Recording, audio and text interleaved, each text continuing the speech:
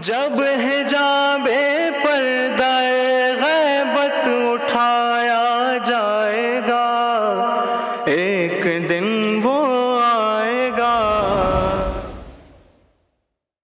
He is a chartered accountant. He is a director of finance and operations.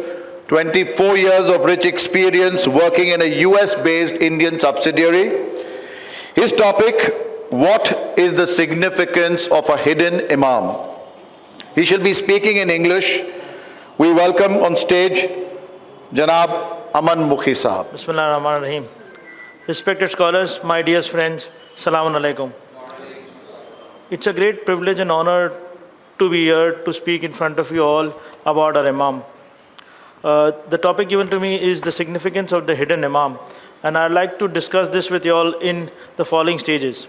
First, let us understand or try and establish the proof of Allah on this earth. Secondly, we'll try and discuss the Shia Aqidah under the light of the Hadith by our Masumeen. Thirdly, we'll touch base on the Sunni viewpoint on this. And lastly, let us go into history to see if apparent help or guidance has been received from the Imam in spite of he being in Ghaibat. So with this, I'd like to start with the first point, that is proof of Allah on this earth.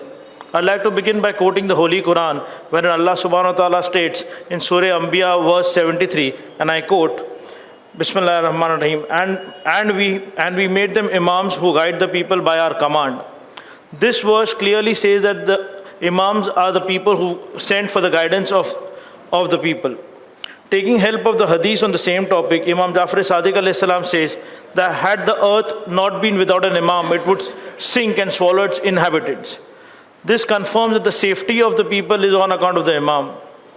Moving further, Imam Mahdi himself is quoted in Kamaluddin to have said that certainly I am the cause of the safety of the people of the world, as the stars are the cause of the safety of the heavens.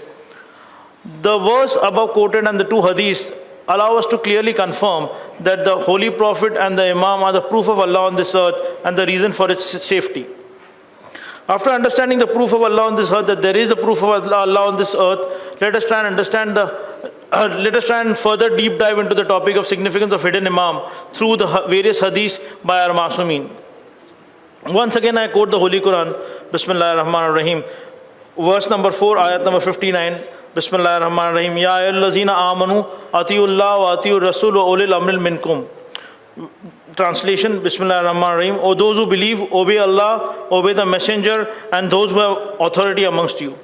Janab Jabir ibn Abdullah Ansari Rahmatullah alayhi had the honor of asking the explanation of this ayat to Holy Prophet sallallahu alaihi wasallam, wherein Holy Prophet sallallahu alaihi wasallam said that the authority among the people, among the Shias, will be in Ghaibat, hidden. To which Janab Jabir inquired that if he is hidden, how will our Shias be able to get the benefit from the Imam?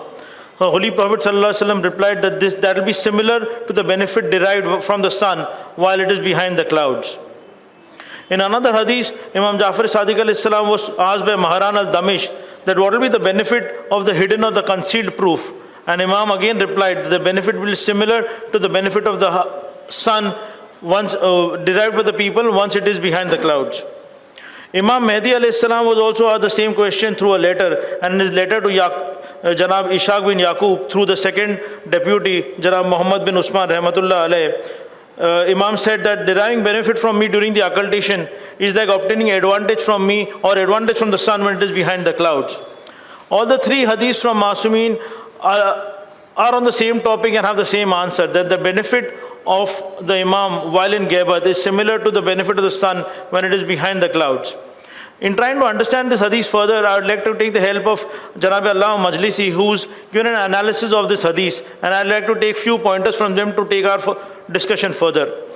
Janab Allah Majlisi says that just the way sun is behind the clouds, there are people who wait for the sun, for the clouds to pass away and for the sun to reappear. Similarly, he says that the Shias in the Ghaibat should be waiting for the appearance of the Imam and praying for him for the Ghaibat to end and for him to come to appearance.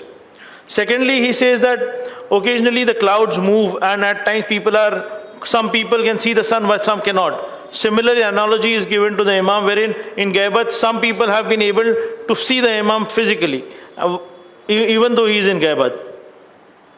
Moving forward, he says that some homes are not able to get the rays of sunlight because of the curtains in their windows.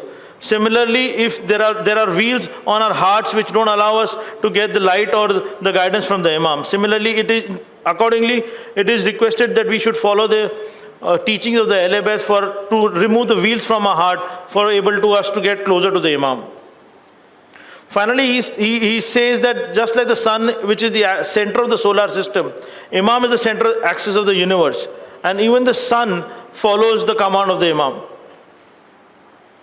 This, I think, conclusively proves that there is a definitely benefit of a hidden Imam from a Shia point of view. Now let us try and see if we can get some Sunni references which confirm the same belief.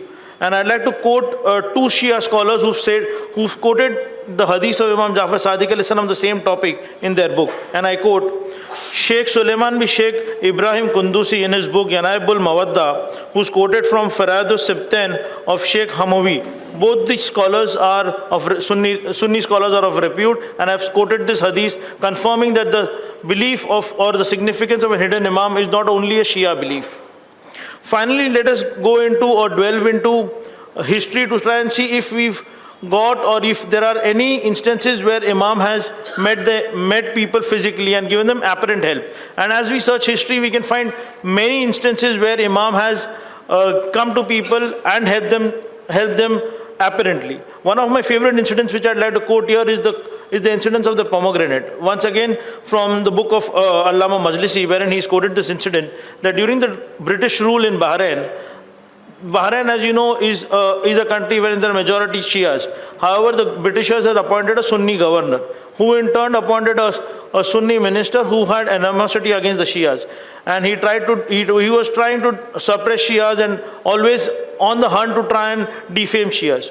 One day he came with a pomegranate to the governor saying that, see, this pomegranate is from Allah, and which says that Abu Bakr, Umar, Usman, Ali are the four caliphs of Allah. The governor was delighted to see that his faith is being proved by a pomegranate. And suddenly all the Shias were summoned to say that try and come up with an answer to this. Or there were three conditions put by the governor, saying that either you convert to Sunni, or you will be killed, or you will have to pay taxes which non-Muslims pay. And the Shias were perplexed and bothered, but they found that the only way this could be was to try and approach the Imam and get help from him. It was decided that the three scholars would go out of the city in the wilderness of the night and seek guidance from Imam. First 2 days, two scholars went, but they couldn't come back with an answer. The third day, the most religious scholar went out in the city, and he was greeted by a person who had great personality. And he asked the scholar, what is your question? And the scholar replied that if you are my Imam, you'll know my problem. Alhamdulillah. And he said, yes, I know your problem, and don't worry, I'll give you the answer for this. The Imam guided the scholar, saying that tomorrow you go to the governor and ask him to come to the minister's house. At the terrace of the minister's house, you will find two inscriptions in steel or in metal, which had that Ali, Abu Bakr, Umar, Usman, Ali are the caliphs of Imam. And the Imam explained to him that the minister, while the fruit was small, instilled this in the fruit, and that's how when the fruit came out, or when the fruit was big enough, it had written on this.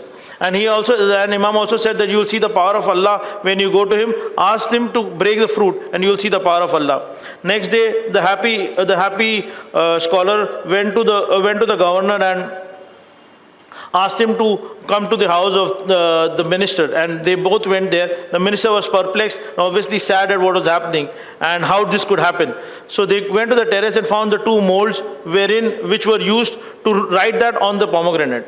And then once the governor asked the minister to cut the pomegranate, the face of the minister was blackened with the fumes coming out from the pomegranate, as advised by Imam alayhi salam.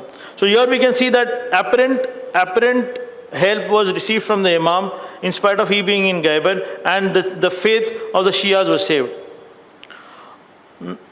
I'd like to conclude that based on all these, we can easily conclude that Imam is always prepared to help us. It is just that we need to know how to approach him and how for him to call in a proper way so that he helps us. Thank you very much. Salawat or Muhammad. From 12 Talks, we would like to honor you with this. Summarizing Mr. Aman Mukhi Sahab's speech, where he spoke about the significance of the hidden Imam.